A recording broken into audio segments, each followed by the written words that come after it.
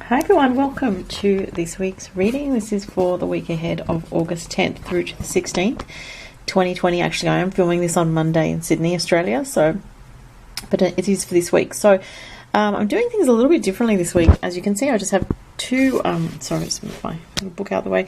I have two piles of cards. These are actually new decks that I've just received today, so I'm excited to use them for the reading. I actually posted, if you follow me on Instagram, I posted just an image of which decks they are. This is the Egyptian oracle cards, so really beautiful, by Elizabeth Jensen and illustrated by Marie Clement.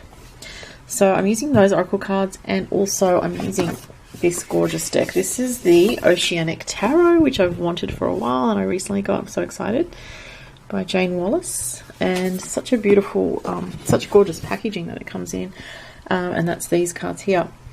So what I'm doing this week, as you can see, I don't have the piles out for each element. You know, normally each week I get you to choose a pile based on your element, but I'm still going to do that this week, but I'm just going to pull the cards on video. So that's just what I felt like doing this week, and I'm using these two decks, and I'm still using the Astro dice as well, which I normally use also.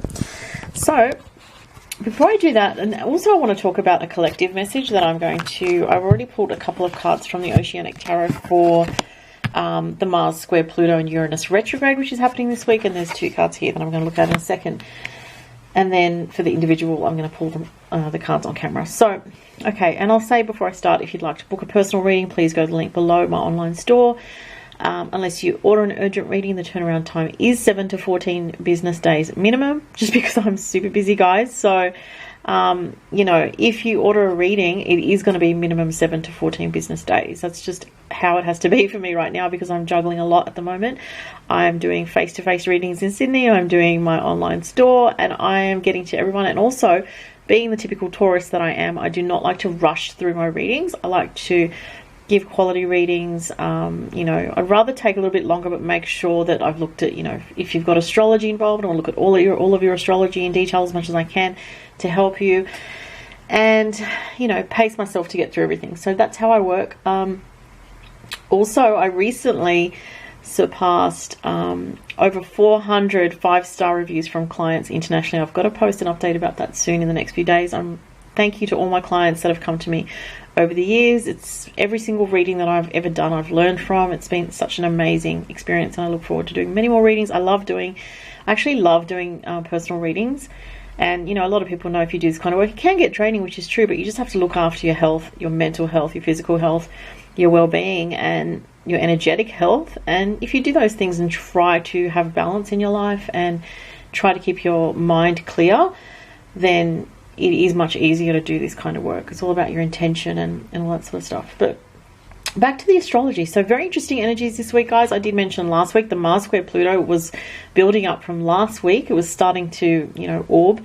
This week it's exact this week, but the exactness happens between Thursday and Sunday. So the Mars square Pluto is a very intense energy, you know, when a very aggressive and fiery and passionate, intense warrior planet Mars in its home sign of Aries, which is very direct, very fiery. As I said, it's warrior energy meets this clash with a square aspect to Pluto in Capricorn, which is, Pluto is extremely powerful.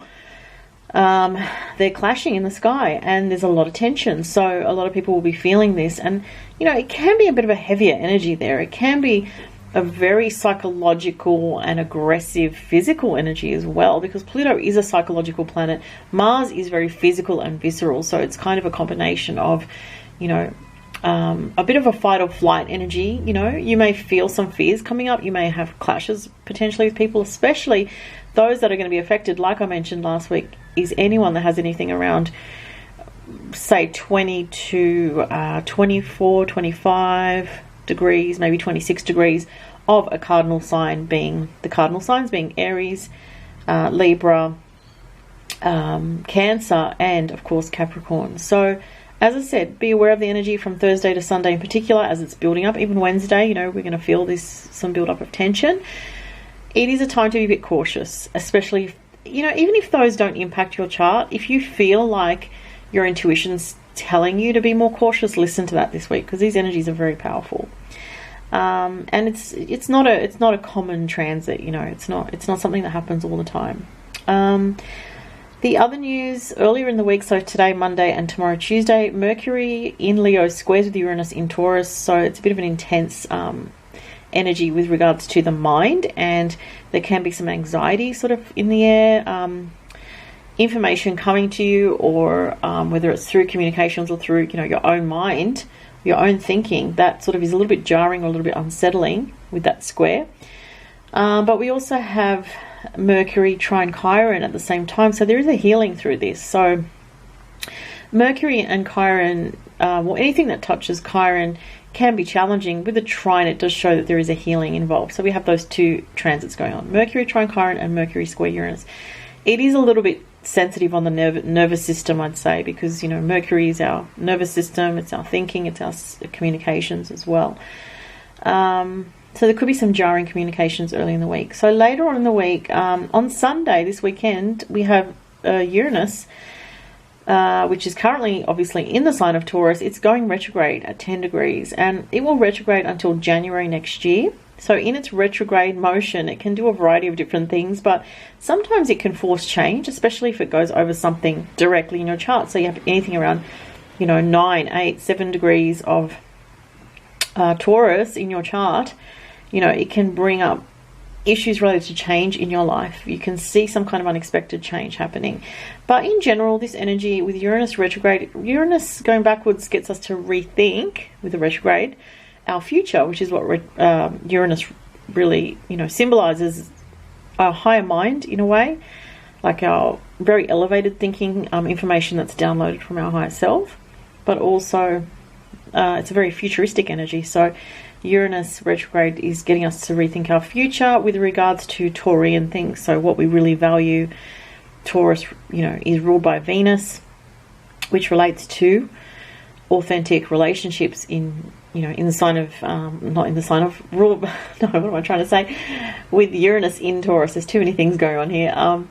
Uranus in Taurus is getting us to rethink what we value in relationships and with regards to finances, with regards to money. And Uranus retrograde could also shake up something to do with the economy. I mean, obviously the economy is under extreme duress, in many countries, obviously, because of what's been going on with the governments of the world and the way they're, handling the pandemic. So there's that. And that is causing a lot of issues for a lot of people, obviously, with their finances. So the retrograde could kind of get people really talking about that in the collective, like politicians, and not just that, but on a personal level, rethinking relationships, rethinking your money. And then next week we've got a new moon in Leo on the 19th of August, but that's next week and I'll talk about it then. So I did pull two cards for the collective energies to do with the Mars square Pluto and Uranus retrograde. So remember, the Mars square Pluto is just this week and next week. It's exact this week, and interesting cards. And the Uranus retrograde lasts for 5 months. Okay, so very interesting. This kind of relates to what I was just saying. The Ace of Pentacles talks about money. It says prosperity on this card. So this is the Oceanic Tarot. The Five of Cups, sadness. So yeah, the Uranus retrograde and the Mars square Pluto this week looks like there's something to do with financial. There's something could be happening in the collective to do with financial loss. Obviously, that's already going on. People have lost a lot of money during this worldwide situation, and there could be people fearing, more losses, loss of job, or that kind of energy. With the Five of Cups. Now, normally in the Five of Cups, in the traditional tarot, 3 cups have been spilled, but 2 are standing. So traditionally, this card can mean you still have things to be grateful for, and don't forget that. Don't forget to look at, if you are someone that's struggling with some aspect of your financial life, and if it's been made worse, say, with this situation that's going on globally or in your country or in your state, this is saying, remember to reflect and appreciate what it is that you have going on in your life that you are so grateful for. There's always something to be grateful for, even if it's a small thing, So, yeah, it looks like there's going to be something this week and possibly next week as well to do with, there could be something like of a crash, of some kind with financial I don't know. I don't follow things like stocks, and honestly, I don't have a TV. I don't even watch the news. I try to stay away from it as much as possible. I do watch, obviously, some news which I catch on YouTube or, you know, whatever, but not very often. I try to keep away from mainstream, but I do have my finger on the pulse to a degree. I know what's going on, but I just don't believe in watching, you know, constant stories or, you know, watching the news regularly, because it's just too negative. But there is going to be something here with these cards this week of a lot of focus on the financial situation on a bigger picture level. Okay, so I'll put those back in the deck. Let's look at now for each element. So the first lot of signs I'm going to do is the fire sign. So if you're an Aries, Sagittarius or Leo, this is going to be for you. I'm going to get one card from the Egyptian Oracle. Oh, this one wants to come out, so I saw that straight away. And let's say 2 cards from the Oceanic Tarot. Well, that's too many. About 8 flew out there, and that's way too many. The fire signs are always really enthusiastic, I know. Alright, let's see. Leo, Aries, Sagittarius. What are the messages for you guys this week? This one's popping out. There's something towards the back here. Which one is it? No. I'm just going to find them out, actually, because sometimes it's easier. There is something here, I feel it, actually. This one. Okay. And the fire signs, of course, like I will for everybody, the Astro Dice. So you guys have Pluto, the planet of transformation.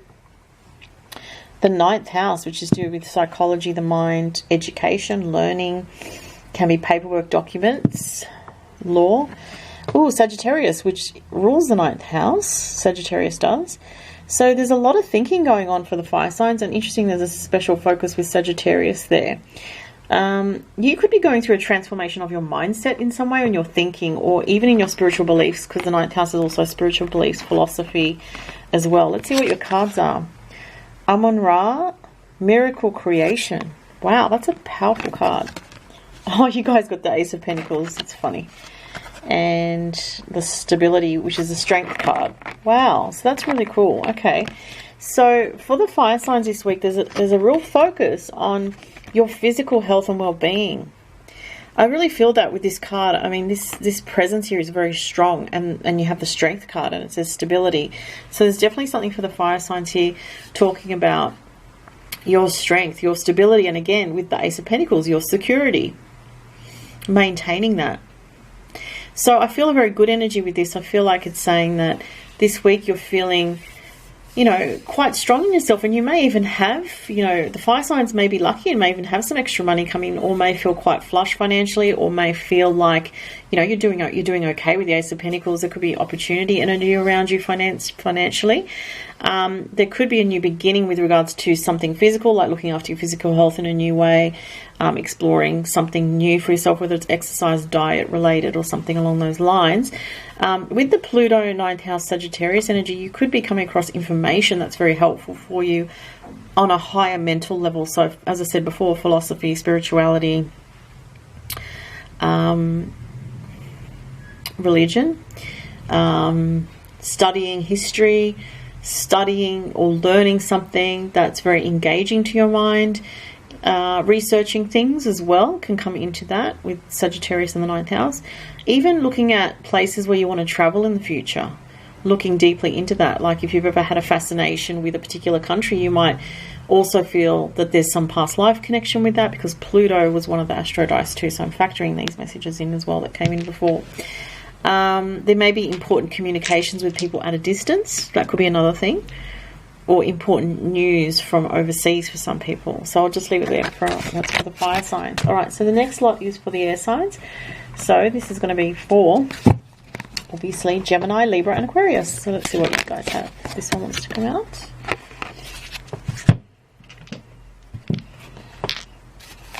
Oops, too many cards. Make sure they're the right way. Gemini, Libra, Aquarius. This is how I normally do my readings when I do personal readings. Obviously, you'd know if you had a personal reading for me, I always shuffle the cards on camera. Alright, so Gemini, Libra, Aquarius, what's the energy for you guys this week? Oh, there's something back here. Yeah, that one. Okay. And let's see what the Astro dice have. Ooh, Saturn, Sagittarius, first house. Okay, interesting. Watching overindulgence, joy and pleasure. That's funny. The Astro dice with Saturn in the first house and Sagittarius, I said overindulgence, and this year Bast, and that that symbol Bast, which is the cat, represents protection of health. So for the air signs, do not overindulge this week. Joy and pleasure, though, it's a nice card. I don't know if you can see that. Sorry if it was off camera. There may be some pleasurable experiences for you this week, but you may be tempted to sort of overdo it. So just be aware of that. Oh, Five of Cups, sadness. But the Magician card here, interesting, because the Magician is the Mercury card. So Mercury rules Gemini. So a special message for the Geminis there.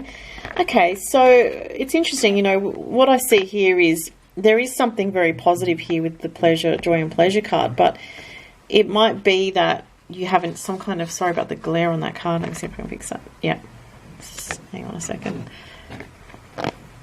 Okay, that's the best I can do with that one.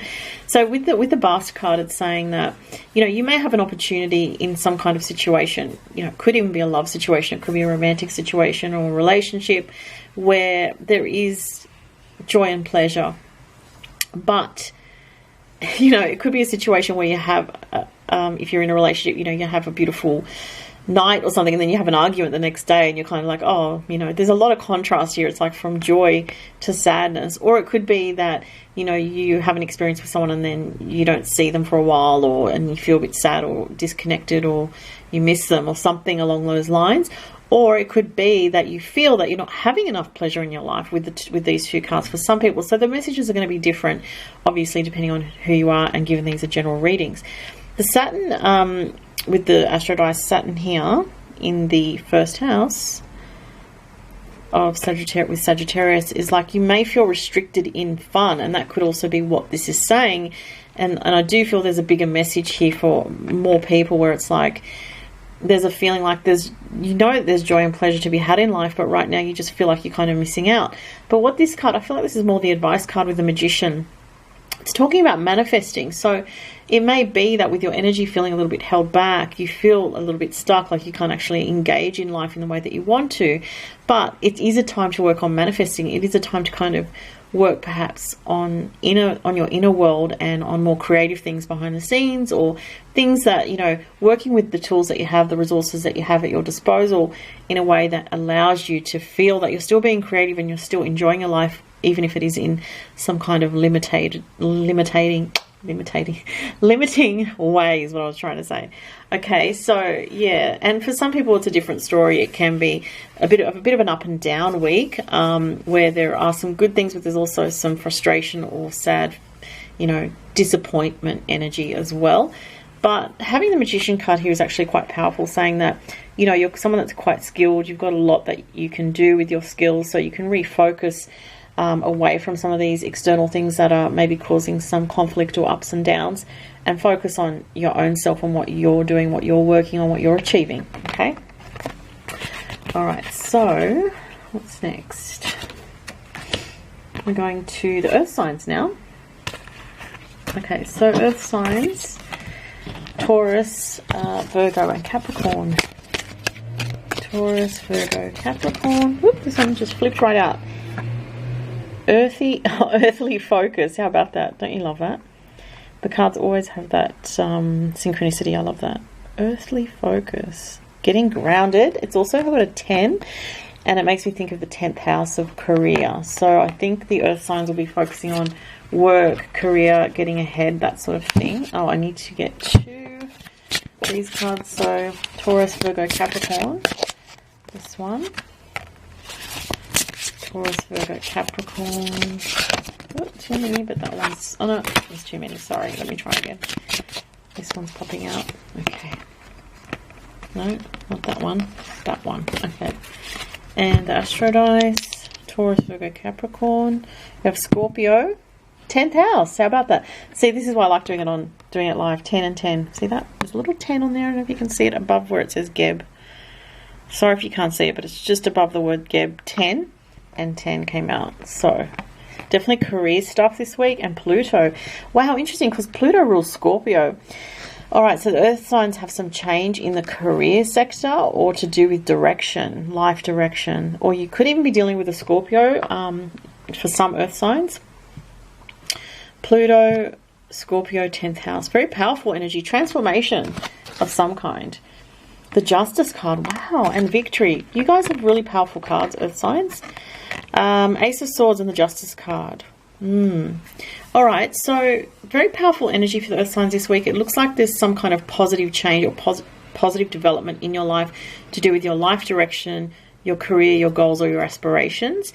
If there's been something that you've been worried about the outcome of here with the Justice card, the Ace of Swords does say victory on this particular deck, so that's really interesting. It's very interesting with the Two Swords here. It's like there's something that maybe has been a karmic situation of some kind that you've been dealing with, earth signs. Maybe more strong, I feel, with Taurus and Capricorn, but it could be anyone of the earth signs watching.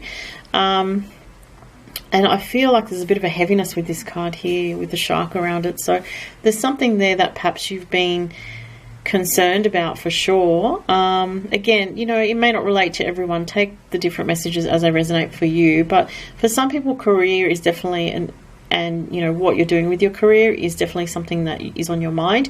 But because you have Pluto and Scorpio on the Astro dice, that does talk about change. But sometimes with Pluto, it's not sudden change. It can be slower change and more subtle with Scorpio. Okay, but nevertheless, it is change. And it could be with Scorpio that you want to do something more authentic to you, or you want to do something that reaches a bit further with the 10th house energy coming through.